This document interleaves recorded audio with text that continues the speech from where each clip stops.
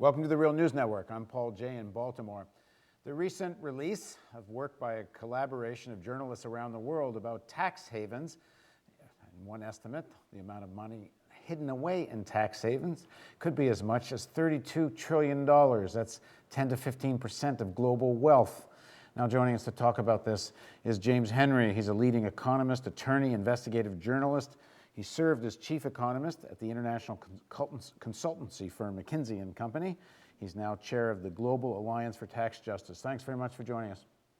Quite welcome. So this isn't new. I mean, anyone who's been out collecting taxes, if you worked for a government, a journalist that follows this even a modicum knows that this has been happening. This tax haven thing has been happening for years. You rarely hear it talked about in official circles. All the discourse in the United States back and forth about closing loopholes, both from President Obama and even by some Republicans, you almost never heard a word about closing down individual tax havens. You heard a little bit about corporate, not much. But this is a massive scale. So first of all, this release of the thousands of names of people using these tax havens has given us another but new glimpse into this world. But are we even yet seeing the scale of it all? Well, this is a good snapshot. I think it's the largest release we've ever had collectively, and the importance of it is that it spans many different countries at once.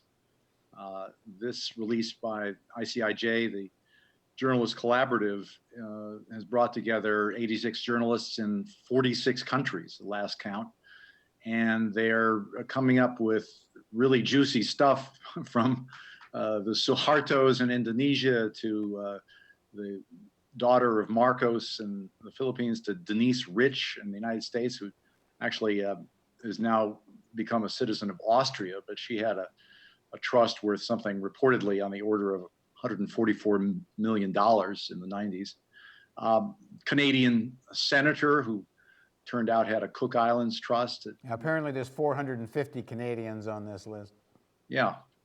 So all told, there's about 130,000 client accounts here, and millions of pieces of data that they've been analyzing for 18 months, and they're still analyzing. So over the next, why aren't there more American names on this list? There's Denise Rich, Mark Rich's wife, ex-wife is there. I think maybe a couple of other names. Yeah, this isn't a random. You're seeing from other countries. Right. This is not a random sample of the world's offshore haven clients. This came from two corporate registry service providers, one of them in the BVI and another one from Singapore. So most Americans would not be using Singapore or Tortola for their offshore companies or trusts, let alone their bank accounts. As we saw in the UBS case, that was a big Swiss bank, the largest Swiss bank, coming directly to the United States and recruiting very wealthy clients to go directly to Switzerland with their secret stashes abroad. So, many Americans would bank more directly with banks in other countries rather than putting money in BVI or Singapore. So I don't think it's a random sample. We still have 4,000 American names that turned up on this list just for those two havens. And there's about 73 to 75 offshore havens on the planet. So this should be looked upon as just a relatively small sample of the total population, but it is evidence that the estimates we've been making for the size and growth of this industry are, have some firm support at the investigative level. And this is the estimates you were doing were somewhere between 22 and 32 trillion dollars.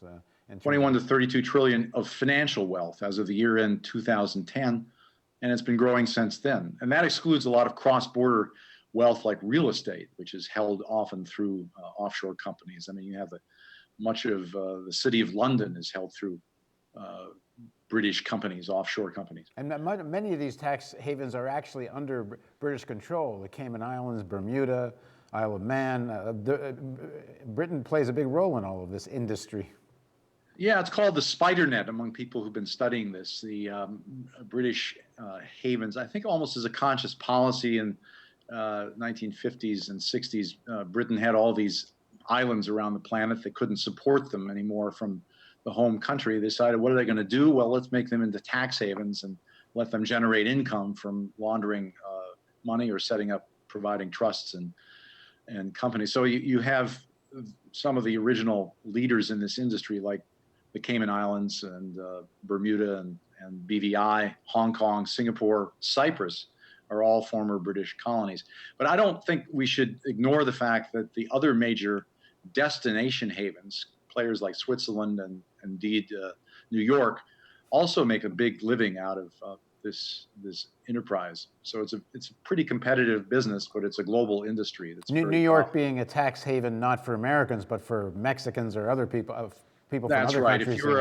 If you're a non-resident alien, you have the ability to live in New York up to at least 3 months a year. And if you're investing here in bonds or in stocks or in bank deposits, the U.S. tax law has been made very friendly. So you're not going to pay much, if anything, in the way of income tax on those offshore deposits. And the U.S. Treasury is not going to tell Mexican tax authorities. Mexico does have a worldwide income tax, but we're not going to tell them what your interest and dividends that income is here. We just signed a tax treaty actually with Mexico that tries to, promises down the road to provide more information to the Mexican tax authorities. Back in November, that was signed, but it's going to take a long time before they actually start realizing any of this data. I mean, that's part of the point, isn't it? Like the United States has global income laws. You're supposed to declare your income from all sources and declare even if you own companies outside the United States.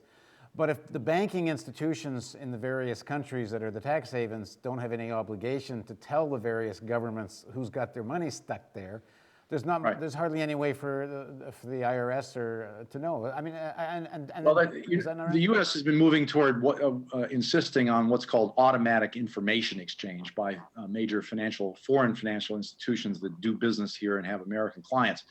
And so we have this kind of schizophrenic attitude. If you're a wealthy Mexican, we're not going to tell the Mexican tax authorities, but we want foreign banks that are, like UBS, who are doing business in the United States, to report in on what their U.S. clients are being paid. So what's going to happen now that the United States has insisted on this kind of reporting for Americans is that, as the Prime Minister of France just spoke up and said that he wanted that extended to all of Europe. So there would be basically the same requirement for American banks in Europe. It's called the FATCA requirement. So a European FATCA is probably on the horizon here. In general, we need to do much more in the way of automatic information exchange across countries to make sure that this income on all this offshore wealth is not falling through the cracks, because it's really unfair given the fact that most of it belongs to a tiny fraction of the world's population. We're talking about the top 0.1% of the world's population owning most of this offshore capital. I mean, if countries were to try to claw back the taxes that should have been paid on all of this wealth, one would think it would go a long way to paying down deficits and debt.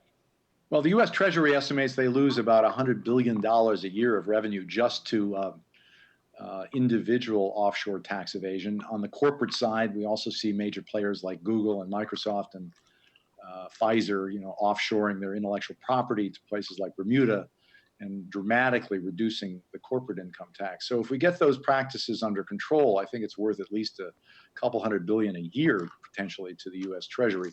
And even a fraction of that would help us with the, avoid things like sequestration, which was worth about $85 billion this year. So yeah, we're talking about an activity that does need more attention on the part of the G20 and the G8. Both of those are meeting in the next 3 months. I think all these titillating cases are wonderful entertainment, to find out that someone had a foreign bank account.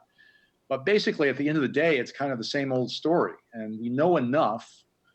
We've known enough, actually, for a very long time to come up with some very specific policies that fix this problem.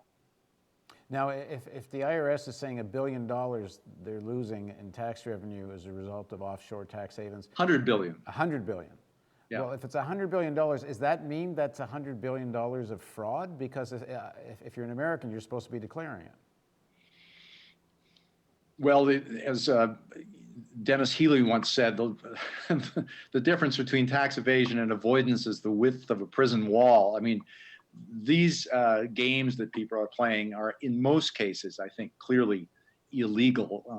It's illegal for Americans to have foreign bank accounts and now offshore companies without declaring them to the IRS. It's illegal not to pay income tax on your worldwide income.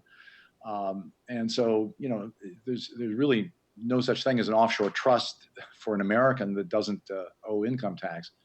So, this is, I think the journalists involved here have been reluctant to say that what the people they've identified are doing is illegal, but that's probably for libel reasons. I think in general, most of this activity does involve outright illegality, where the home country has a worldwide income tax, like we do have in the United States, like Mexico has, like Greece has. So that's a pretty clear situation.